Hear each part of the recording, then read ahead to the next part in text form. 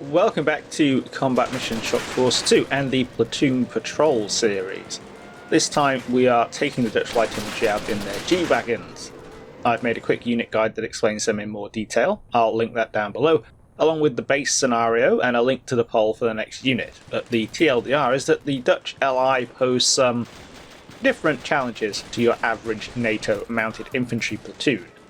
This is primarily due to all the vehicles being crewed by the dismounts, creating a lot of tension between staying mounted and going on foot that units with dedicated vehicle crews don't have to deal with. So it's going to be interesting. I rolled up entry point 6, meaning we'll be starting off in the northwest corner of our map. As usual, the enemy consists of a reinforced squad of highly trained US Marines who will be set up in one of 5 different locations. They've had a slight tweak to their AI plan. In the last run I noticed the small teams were not getting involved in the firefight. Turns out I have their engagement criteria set to armor ambush, meaning they would only engage vehicles. I've now removed that and they should get stuck in with everybody else. At the same time, I gave the enemy a load of reinforcements who never arrive, so they shouldn't ever surrender and we don't need to worry about that mechanic messing with the results. Getting started then, a bit like the Uncons in the last run, I have to work with the fact that I'm moving to contact with 8 very vulnerable vehicles mounting various different weapons.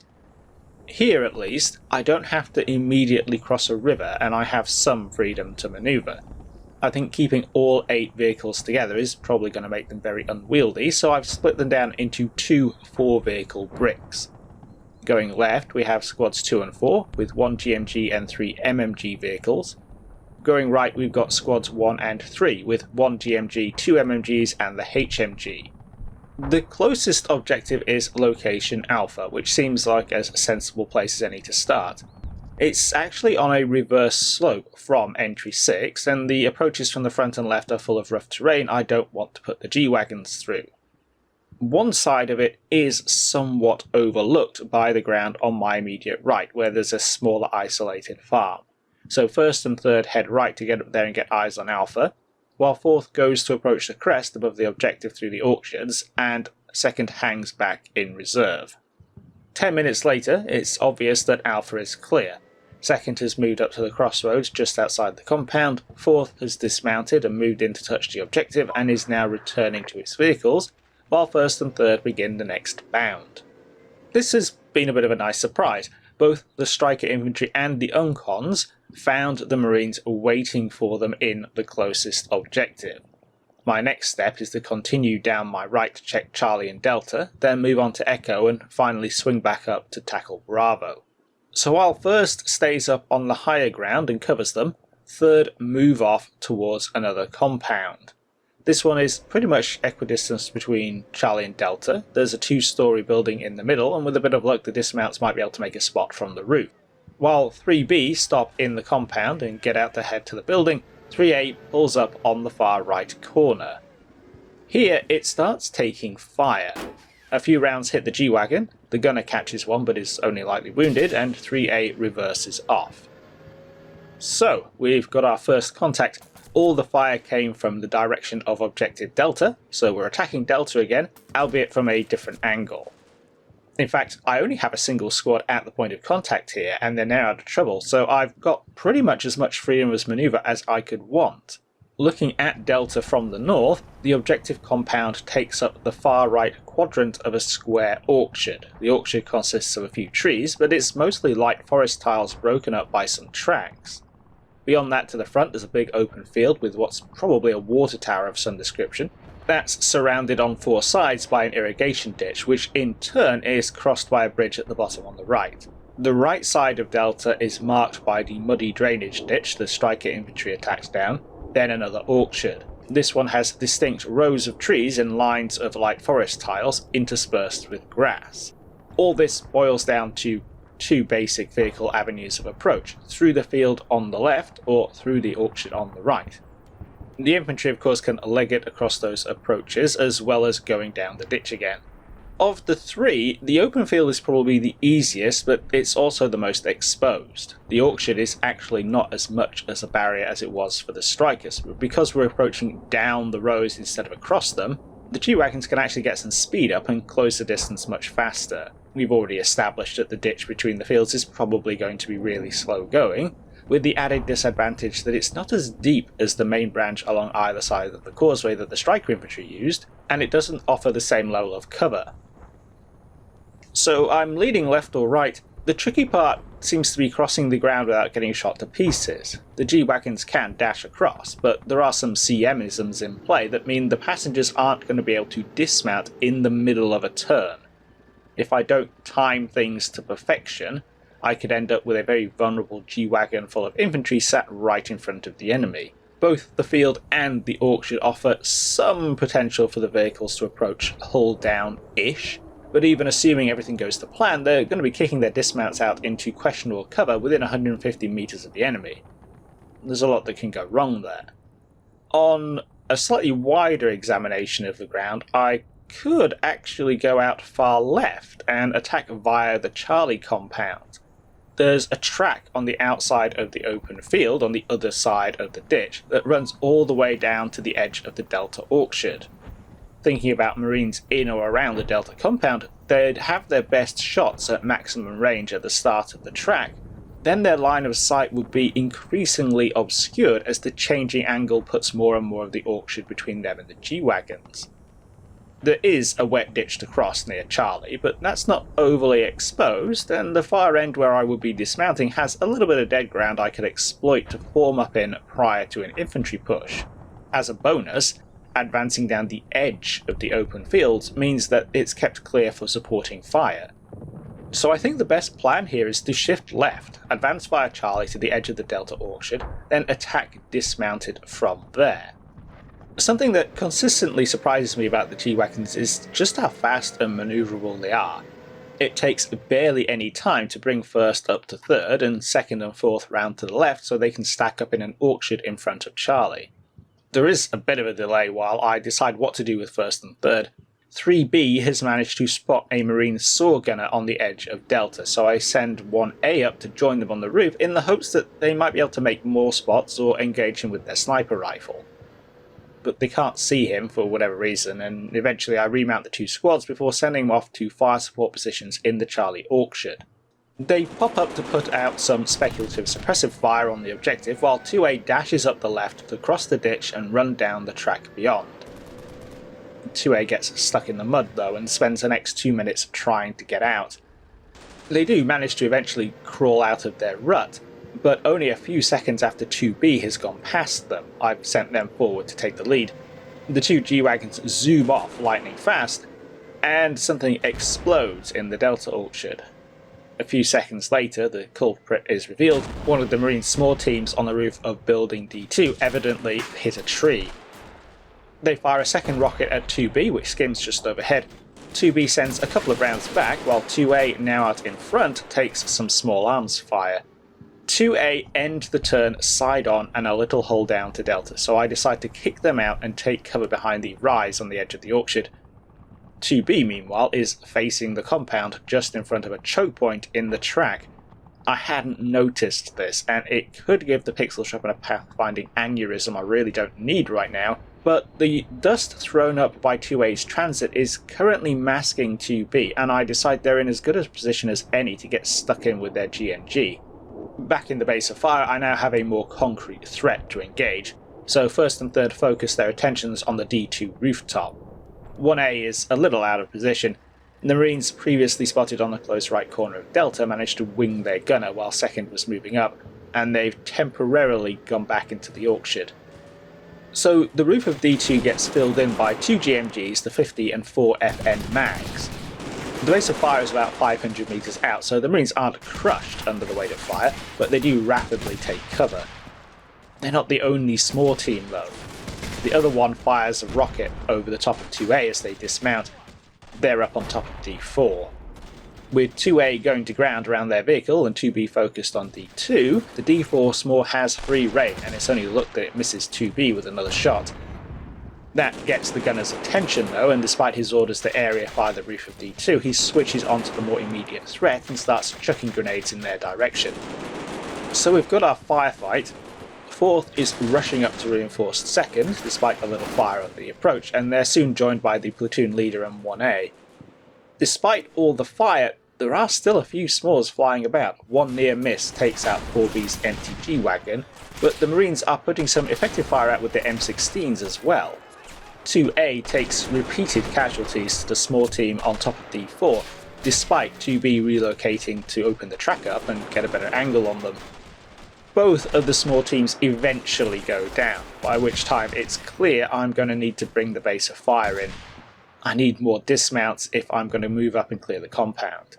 With 2A down to 1 man, and 2B staying mounted to keep their GMG running, I've only got 4th and half of 1st forward, and that's not going to be enough. So I spend a few minutes consolidating, then start to probe across the orchard. 4th squad is up first, and they're moving to the low wall just outside D2 when the lead team comes under fire from its left. The culprit is the Marine Platoon HQ, firing across the front of the compound from keyholes made in the wall by errant 40mm grenades. They're set up in a patch of dense undergrowth too, which makes spotting and getting fire onto them tricky. 1B still mounted in their GMG vehicle to try to engage them, but the Marines manage to snipe out both gunners before scoring some hits on 1A as they push up. It's not a totally one-way street though.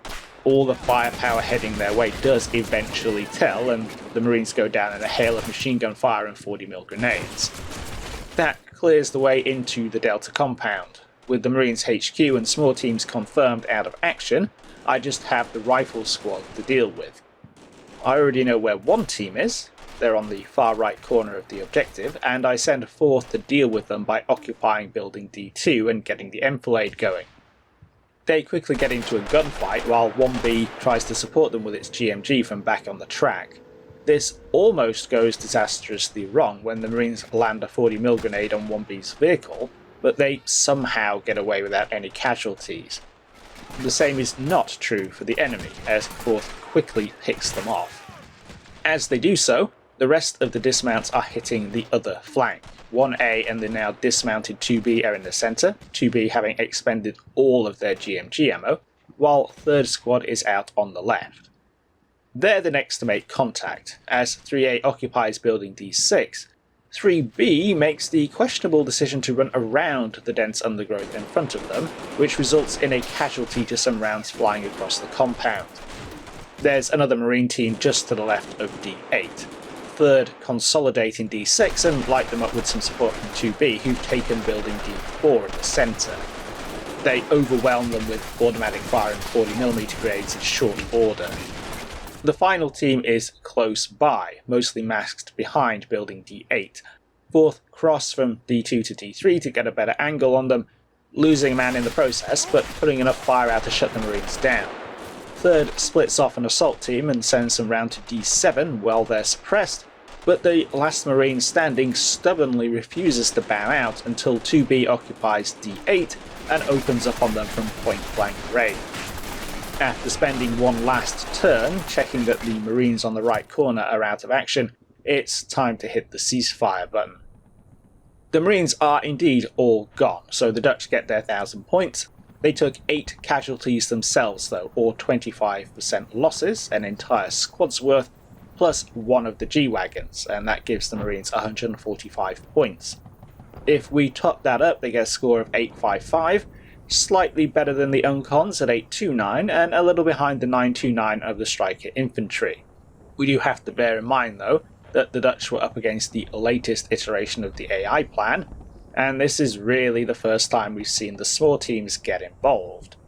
In terms of time, there were 30 minutes from contact to ceasefire in this run, so again, the Dutch are slotting in between the Striker Infantry and the Uncons, just like we might expect.